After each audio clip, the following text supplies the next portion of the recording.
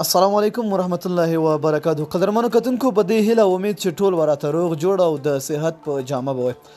قدرمنو په نننۍ ویډیو کې به زه تاسو ته داسې یو اپلیکیشن ښیم چې د هغې اپلیکیشن په ذریعه تاسو کولی شئ چې په خپل میسنجر، واتس اپ، انسټاګرام، آیمو هر یو سیټینګ چې وي، هر یو ایپ چې وي، هغې باندې تاسو خپل تصویر پرېږدئ. ډېر یو خوندور اپلیکیشن دوستانو، ویډیو را سره تر پای وګورئ. پورا معلومات به تاسو ته په دغه ویډیو کې درکوم. دوستانو لاندې په ډسکرپشن کې به ما یو لینک تاسو ته درکړی وي، په هغه لینک باندې کلیک کړئ او ایپ ډاونلوډ کړئ او بیا یې انسټال کړئ. چې کله هم تاسو انسټال کړئ دوستانو، تاسو ته به بیا د ډیزاینر ټول په نامه باندې به تاسو ته ایپ راشي. دوستانو چې کله هم تاسو دا انسټال کړئ، دا وګورئ دغسې تاسو ته به یو ډیش بورډ راشي. نو تاسو ته دلته ښکاري لومړنی دلته وګورئ ګریټ اوورلای دی، بیا ورپسې موک اپ اوورلای. قدرمنو ما الریډي کړی دی، خو دغلته به تاسو چې دا یو پورټریټ تاسو ته ښکاري، بل تاسو ته لینډسکیپ ښکاري.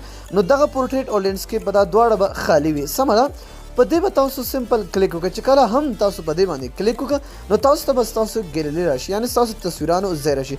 چې کوم یو تصویر ستاسو په کار وي، کوم یو تصویر تاسو خوښوي، هماغه تصویر راواخلئ. د مثال په تور زه دلته یو تصویر راخلم، هماغه تصویر راواخلئ چې په میسنجر باندې تاسو پرېښودی شئ. د مثال په تور زه دغه یو عکس راخلم.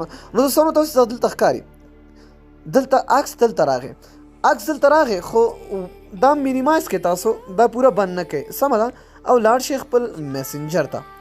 اوس یې وګورئ چې شته او که نه شته. قدرمنو بیخي دلته نه ښکاري. سمه ده، دا واپس موږ دلته راځو. نو تاسو دغه کیپیسټي دا ښکاري، دا لږ شانتې ورته سیوا کړئ، یعنې ډېرې کړئ ورته. سمه ده، ښه دا چې ډېر که دوستانو دغلته دا آپشن ګورئ، دا مانه پاتې و چې دا درنه د یاده ونوځي، دا به تاسو آن کړئ.